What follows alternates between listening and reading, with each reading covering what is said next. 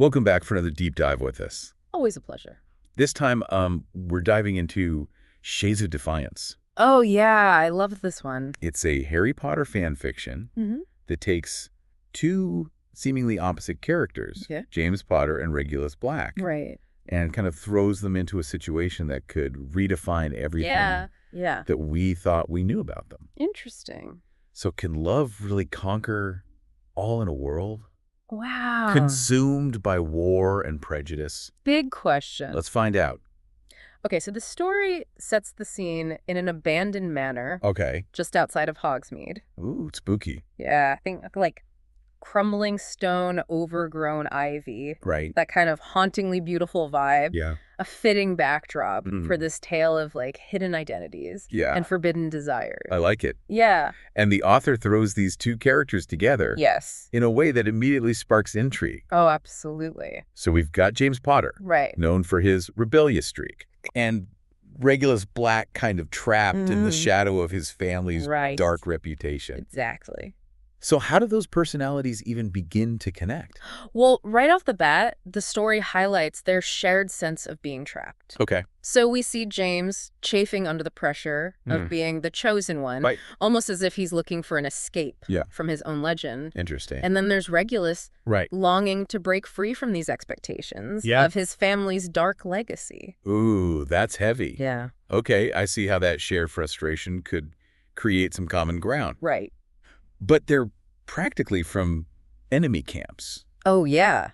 Surely there's got to be some initial tension, right? Absolutely. Their first encounter in that abandoned manor. Okay. It's thick with these unspoken questions and that unmistakable pull of forbidden attraction. Oh, I like it. And Regulus even mentions a Potter charm. What? Meant to keep them apart. Okay. Almost like a magical manifestation. Interesting. Of societal pressure. Ooh. That's an interesting detail. Yeah. It suggests that their connection is defying more than just family expectations. Absolutely. It's going against some kind of like ingrained magical barrier. Exactly. And that's where the story really starts to dig into these deeper themes. Okay. The clash between individual will and societal expectations. That allure of breaking free from those predetermined roles. I see it. Yeah. So how does that tension translate into something more? Right. We know this is a love story. Of course. But we've got these two guys who are supposed to be on opposite sides of this wizarding war. Right. Their connection unfolds gradually. Okay. Through shared moments of vulnerability. They open up to each other about their deepest fears and desires. Yeah. There's this pivotal moment where Regulus confesses. Okay. Every day I wake up feeling as though I'm meant for more than just living in the shadow of others. That's powerful. He's rejecting his family's dark path. And longing for something authentic. That's heartbreaking. It is. He basically feels imprisoned by his family's past. But doesn't James have a similar struggle? Yes. Even though he's on the good side? Precisely. The story cleverly flips the script on our typical assumptions about good and evil. Interesting. We see James, the supposed hero, feeling suffocated by the weight of expectations, just like Regulus. Yes. They're both yearning for something real, for a chance to define themselves on their own terms. I like that. Yeah. So that shared yearning is what sparks the romantic connection. Exactly. It's not just about physical attraction. It's about finding solace in someone who truly gets it. Yeah. Yeah, their clandestine meetings in the manor become a refuge. Okay. From the war raging outside. Interesting. They explore hidden rooms and passages. Which feels symbolic of their shared journey of self-discovery. That's clever. Yeah. The setting mirrors their internal exploration. Exactly. But this is the deep dive. So let's go a little deeper. Okay. How does the author actually build that romantic tension? All right. What are some of those key moments? Well, one scene that stands out takes place by a broken fountain. Ooh. Yeah, it's visually stunning. Okay. With the moonlight reflecting off the shattered stone. I can see it. The broken fountain symbolizes the shattered world around them. You know, the war tearing everything apart. Yeah. Yet amidst that brokenness, they find a sense of wholeness in each other. Okay. I'm feeling the symbolism here. Yeah. But are there any specific interactions that really highlight that shift? Okay. From friendship to something more. There's a subtle but electric moment where James reaches out and brushes Regulus's hand. Oh, wow. It's a seemingly small gesture, right, but it signifies a breaking down of barriers, a defiance of the norms that have kept them apart. I see. It's in that touch that their forbidden love starts to take root. Wow. Yeah. Okay, so we've got this forbidden romance blossoming amidst the chaos of this wizarding war. But this isn't just a personal love story, is it? No, no, no. It's much bigger. What happens when their secret comes out? Well, their defiance has the potential to send shockwaves through the entire magical world. Wow. I mean, think about it. James Potter, the symbol of the light, choosing to be with Regulus Black, who defected from the Death Eaters. It's huge. It throws everything into question. Yeah, it's like the foundations of their world are suddenly shifting. Yeah. I mean, the families alone. Oh, gosh. The Potters and the Blacks. Exactly. Practically sworn enemies. I know. Can you even imagine their reactions? Well, their families are steeped in generations of tradition and prejudice. So it's not just about accepting their son's choices. No. It's about confronting the very beliefs that have defined their world for centuries. And what about their friends? Oh, that's a good point. Sirius especially. Yeah. Must be torn. Absolutely. He's James's best mate. Right. But Regulus's brother. Yeah. How does he reconcile those loyalties? Right. That's where the story really gets you thinking. Okay. Can love truly bridge those divides? Yeah. Can it overcome generations of hatred and mistrust? It's a big question. Or will their love become a casualty of the war? Right. A symbol of everything that divides the wizarding world.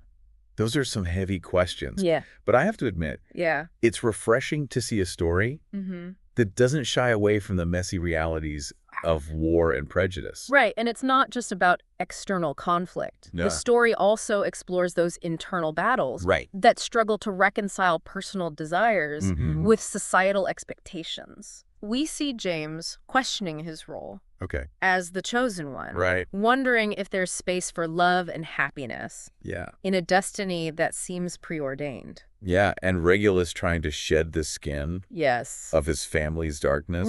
Probably wonders if he's even worthy of love and redemption. And that internal struggle adds so much depth to the characters. We're not just seeing them as Gryffindors and Slytherins, heroes and villains. We're seeing them as complex individuals grappling with their own pasts, their own desires, and the weight of the world on their shoulders. You know, it's fascinating how this fan fiction manages to reimagine these characters while staying true to the essence of who they are. We still see glimpses of James's playful spirit and Regulus's quiet intensity, but those qualities are now tinged with a new layer of vulnerability and depth. It's really cool. It's a testament to the power of fan fiction, to explore those hidden facets of beloved characters. It allows us to ask, what if? And delve deeper into their motivations, their struggles, and their potential for growth. Speaking of growth, there's one scene that really stands out to me. Oh, yeah.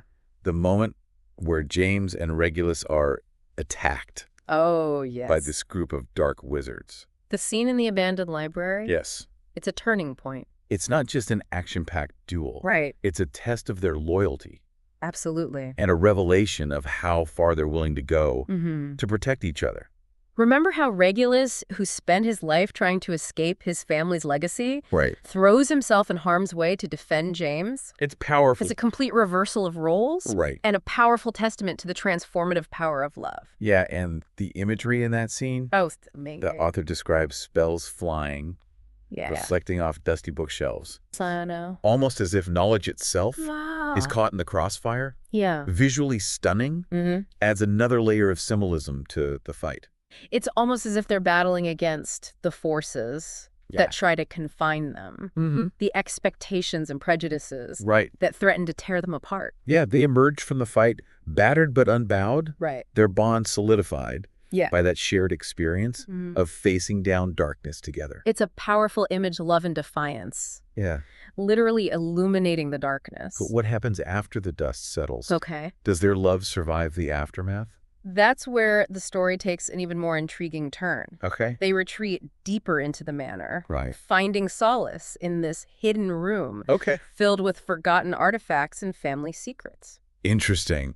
It's almost as if they're seeking refuge, not just from the outside world, but from the shadows of their own pasts. So they're literally surrounded by the history that threatens to define them, but they're choosing to create their own narrative. Precisely. They start to uncover hidden truths about their families, realizing that the lines between good and evil are far more blurred than they ever imagined. Wow. It's a revelation that challenges their loyalties and forces them to confront the complexities of the wizarding world. I can see how that would shake things up. Yeah. It's not just a personal rebellion anymore. Yeah. It's a questioning of the entire system. Exactly. Their love story has become like this catalyst for questioning the entire foundation of the wizarding world. Exactly. So it's not just about romance anymore. It's much bigger than that. It's about challenging these deeply ingrained beliefs and prejudices. And that's what makes Shades of Defiance so powerful. Yeah. It's like a prime example of what fan fiction can do. Right. You take these beloved characters and use them to explore these like complex themes that resonate far beyond the original story. It makes you wonder, doesn't it? Oh, for sure. What if the lines between good and evil are more blurred than we like to think? Right. What if our heroes are capable of making these questionable choices? Yeah. And our villains have these hidden depths of compassion. This story throws those easy assumptions right out the window. For sure. It challenges us to consider the gray areas, the motivations behind actions, and those ripple effects of these seemingly personal choices. And by placing this forbidden love story at the center of that conflict, the author really forces us to confront those uncomfortable truths head on. We can't just cheer for the good guys anymore. Right. We have to grapple with the fact that even those we admire can make choices that hurt others. That's a good point. It's a reminder that the world is rarely black and white. There are shades of gray in every conflict, in every character. And that complexity is what makes this story so compelling. So how does this reimagined dynamic between James and Regulus actually play out in the wider wizarding world? Yeah. Do they manage to change people's minds? Well, the story doesn't offer these like easy answers. You know, it acknowledges those deep-seated prejudices that exist within wizarding society and shows how those beliefs can be incredibly difficult to dismantle. That feels pretty realistic. Oh, absolutely. Even in a world of magic. Right. Changing hearts and minds takes time and effort. But the story does offer this glimmer of hope. Okay. It suggests that even the smallest acts of defiance can have a ripple effect. Right. Inspiring others to question the status quo and challenge those harmful beliefs. It's like that saying, be the change you want to see in the world. Right. Even if it seems impossible, even if you're just one person, your choices can make a difference. And that's a powerful message. For sure. For anyone, whether you're a wizard, battling dark forces, or just trying to navigate the complexities of your own life. So what can we take away from this deep dive? Into Shades of Defiance. Well, I think it encourages us to look beyond the surface, to question our assumptions, and to recognize the power of individual choice, even in the face of these seemingly insurmountable obstacles. It reminds us that the stories we love can be springboards. Absolutely. For deeper conversations. Yeah. For challenging our perspectives. Right. And for imagining new possibilities. And perhaps it even inspires us. To create our own stories. To explore those what-ifs that linger in our minds. And to share our own unique visions with the world. Exactly. Fan fiction can be such a powerful tool. Oh, yeah. For exploring those hidden corners of our imagination. Right. For connecting with others who share our passions. And for adding our own voices. To that ongoing conversation about the stories that matter to us. So next time you find yourself captivated by a story, don't be afraid to ask yourself, what if? What if? What if the characters made different choices? Right. What if the story took an unexpected turn? Because sometimes those what ifs can lead to the most profound discoveries. Absolutely. And the most captivating tales. Thanks for joining us for this deep dive. Yeah, thanks for listening, everyone. Keep exploring, keep questioning, and keep those imaginations firing.